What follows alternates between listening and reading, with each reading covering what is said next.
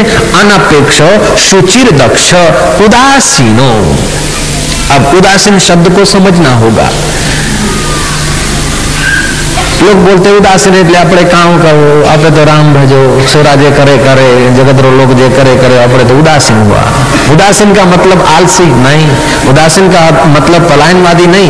उद माना परब्रह्म, परब्रह्म परमात्मा में तुम्हारी वृत्ति आसीन हो, इसका नाम है उदासीन। अनपेक्ष शुचिर दक्ष उदासीनो गत व्यथा। व्यथा से व्यथा चली जानी चाहिए। एक सेठ को 4 बच्चे हैं, 3 तो सुबह उठते हैं जल्दी से और चौथा देर से उठता है। 3 बीड़ी नहीं पीते और चौथा बीड़ी पीता है। अब सेठ जी उसको देखते हैं देर से उठता है तो हृदय में दुखी होते हैं। नहीं, वो जल्दी उठे वो अच्छी बात है, लेकिन नहीं उठ रहा है तो आप दुखी होकर उसे उठाएंगे अथवा आप उसको देखकर क्रोधित होते रहेंगे, दुखी होते रहेंगे, तो वो आपकी अपोजिशन करेगा। आपका बेटा ही आपका शत्रु हो जाएगा। गाड़ी में जा रहे हैं और टर्न लेते समय ड्राइवर ने कुछ थोड़ी गलती की और सेठ ने बड़ी बुरी तरह डांटा, बुरी तरह डांटा और डांटते चले गए। बाबा जी ने कहा कि इतना क्यों डांटते? बोले महाराज ये ड्राइवर नालायक है, मैं इसको सुधार रहा हूं। भैया तुम अपना दिल बिगाड़ के इसको सुधारोगे तो ये अंदर से तुम्हारा शत्रु बन जाएगा। दिल बिगाड़ के न ड्राइवर सुधर सकता है, न बेटा सुधर सकता है, न बेटी सुधर सकती है। आपके हृदय को व्यथित करके आप कुटुंबी को सुधारना चाहे तो नहीं सुधरेगा। इसलिए कृष्ण कहते हैं गत व्यथा, व्यथा को ना आने दो, उनको सुधारो सही, लेकिन सुधारने के लिए व्यथित होगे तो वो बिगड़ेगा। आप अपना दिल बिगाड़ के किसी को सुधार सकते हो? असंभव है, क्योंकि सुधारने का साधन ही तो बिगड़ा हुआ है। अनपेक्ष शुचिर दक्ष उदासीनो गत व्यथा अनारंभ। ये आरंभ करूं, ये मिल जाए। सुख के लिए कोई कार्य का आरंभ न करो। सुख लेने की इच्छा से कोई काम मत करो। सुख देने की इच्छा से काम हो जाए तो होने दो, लेकिन सुख लेने की इच्छा मत करो। जो बाहर का सुख लेते हो तो आंतरिक सुख दब जाता है। जैसे बोर में बाहर का पानी डालो तो भीतर के झरने बंद हो जाते हैं, ऐसे ये प्राणी बाहर के सुख की जितनी इच्छा करता है उतना उसका अंतर सुख दब जाता है, गायब हो जाता है।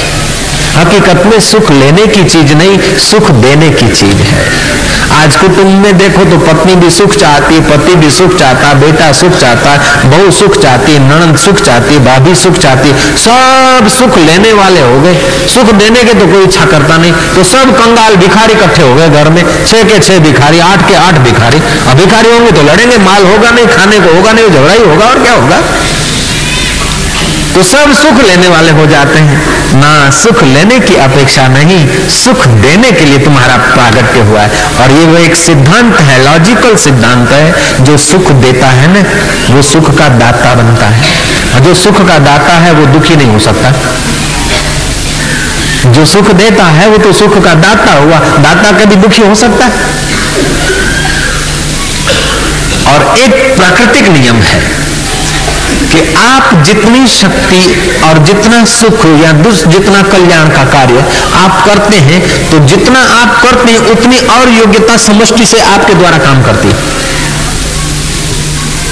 आप जितना परहित जीवन जीते हैं, जितना आप अपना सुख का त्याग करके और के सुख के लिए आपका शरीर जीता है, उतना समष्टि की शक्तियां आपके द्वारा प्रकट होती।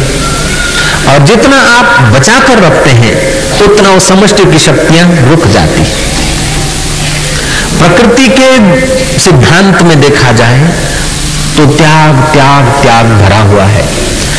आंख ने देखा, लेकिन आंख ऐसा नहीं बोलती मैंने देखे सफरचंद अब आंख में ही डालूं, नहीं, वो त्याग कर देती, हाथ उठाते हैं। हाथ ऐसा नहीं कहते कि मैं ही रखूं, हाथ मुंह को दे देते हैं। आंख ने देखने का काम करके त्याग कर दिया, हाथ ने उठाने की सेवा करके त्याग कर दिया, मुंह ने चबाने की सेवा करके कंठ को दे दिया, कंठ ने पसार करने की सेवा करके पेट को दे दिया, और पेट ने उसका रस निकाल के अपनी अपनी जगह पहुंचा के। और पेट भी जब तक खाली नहीं होता ना, विज्ञानी लोग बोलते हैं अधिक से अधिक आदमी प्रसन्न किस समय होता है कि सुबह जब सब कुछ कल का त्याग करके आता है, उस समय ज्यादा प्रसन्न होता है। तो प्रकृति के गहराई में देखा जाए तो त्याग है, लेकिन ये त्याग के बजाय अगर जितना संग्रह हो जाता है, जो आदमी कंजूस होता है ना, उसकी कंजूसी की इतनी आदत पड़ती है कि वो मल विसर्जन करने में भी उसका अचेतन मन कंजूसी करता है, उस आदमी को कब्जियत रहती है। जिसको कब्जियत है वे सावधान हो जाएं कि स्वभाव कंजूसी का है। जय जय। संग्रह की आदत ऐसी पड़ जाती है, अचेतन मन में पड़ जाती है कि वो विष्टा भी छोड़ना नहीं चाहता, और नहीं छोड़ता तो बीमार होता है। तो प्राकृतिक जीवन में, नैसर्गिक जीवन में देखा जाए तो त्याग। सूर्य इतना चमकता है किस लिए? और दरिया दिन रात छुलियां खाता है, आपके गटर का पानी को शुद्ध करके बाष्पीभूत होने के लिए सब सुविधाएं देता है। सूर्य उठाता है, बरसात बरसती है, गंगा बहती है। एक बार सरिता में और सरोवर में झगड़ा हो गया। सरोवर ने कहा कि पगली, इतना बिलोरी कांच जैसा पानी और तू बहाती हुई गुनगुनाती हुई जा रही है, कहां जा रही जरा तो सोच। तो खारे खारे समुद्र कृतघ्न के पास जा रही जो तेरा सब पानी खारा कर देगा। तू जरा थम जा, रोक जा, संभाल, संग्रह कर, काम आएगा। सरिता ने कहा भैया ये मैं सीखी नहीं हूं, मेरा काम बहना है, चाहे गौ पानी पी ले तो भी वही शीतल जल, और चाहे शेर आकर पी ले तो भी मैं विशिला नहीं बनाती। मेरा तो स्वभाव है शीतलता देना, चाहे कोई गंगे हर करे, चाहे कोई उसमें हाथ धो ले, चाहे कोई थूक ले, लेकिन मेरा स्वभाव तो है शीतलता देना, गुनगुनाना और अपने जीवन की यात्रा करना। सरोवर ने कहा रे पगली, रख संभाल, देख मैंने कितना इकट्ठा किया है, भगो तुझे मुबारक हो। सरिता तो बहती रही, सरोवर ने पानी संभाला। हुआ क्या महाराज, मच्छर होने लगे, मलेरिया का रोग फैला। धीरे धीरे नगर पालिका ने ठहराव किया कि नगर का जो कूड़ा कचरा है ना उसको भर के बंद कर दो। वो तालाब का पानी तो बदबू वाला हो गया, मछलियां ये वो सब छटपटाती रही, और धीरे धीरे उधर सरिता का क्या हुआ कि सरिता तो बहती रही, फिर बाष्पीभूत होता रहा, फिर पानी बहता रहा, वही ताजे का ताजा। ऐसे जीवन सरिता जैसा हो न तो जीने की मजा आती है। जियो, संसार किसी हमारे शत्रु ने नहीं बनाया है, संसार किसी हमारे दुश्मन ने नहीं बनाया, संसार किसी बेवकूफ ने नहीं बनाया, संसार किसी गुंडे ने नहीं बनाया, संसार किसी नालायक ने नहीं बनाया। संसार का मूल कारण तो परमात्मा है, और परमात्मा प्राणी मात्र का हितैषी है। जैसे एक सेठ ने प्रजा के सुख के लिए कुआं खुदवाया, प्रजा के लोग पानी भर के दुआएं देने लगे। अब कोई लड़का उस कुएं में डूब के मर गया, तो लड़के का बाप मोहवश जाकर सेठ जी को डांटने लगा, गालियां देने लगा कि तुमने कुआं खोदवाया मेरे बेटा मारने के लिए। भाई मैंने तो शीतल जल पीकर लोग अपनी तृप्ति करें, विवेक से इसका उपयोग करें, इसलिए मैंने कुआं खुदवाया था। मैंने तो तुम्हारा बेटा मर जाए इसलिए नहीं। बेटा मर गई बात खराब तो हुई, दुखद बात तो है, लेकिन मेरा एम ये नहीं था। मेरा एम तो था उसका उपयोग करके लोग शीतलता का अनुभव करें। ऐसे ही भगवान ने संसार रूपी कूप बनाया है, इसमें से सब अनुभव करके असार जानकर अपने आंतरिक शीतलता की यात्रा करें। लेकिन हम संसार रूपी कुएं में डूब मरे तो इसमें भगवान का क्या कसूर? कई लोग बोलते हैं कि भगवान ने दुनिया ऐसी बनाई क्योंकि हम फंस गए। भगवान ने फंसने के लिए नहीं बनाई, भगवान ने अपने आप में आने के लिए बनाई। कुआं बनाया डूबने के लिए नहीं बनाया, उसका उपयोग करने के लिए बनाया। तो संसार का उपयोग करना एक बात है और संसार में डूब मरना दूसरी बात। आज हो क्या रहा है कि उपयोग की जगह पर डूबने की संख्या बढ़ रही है।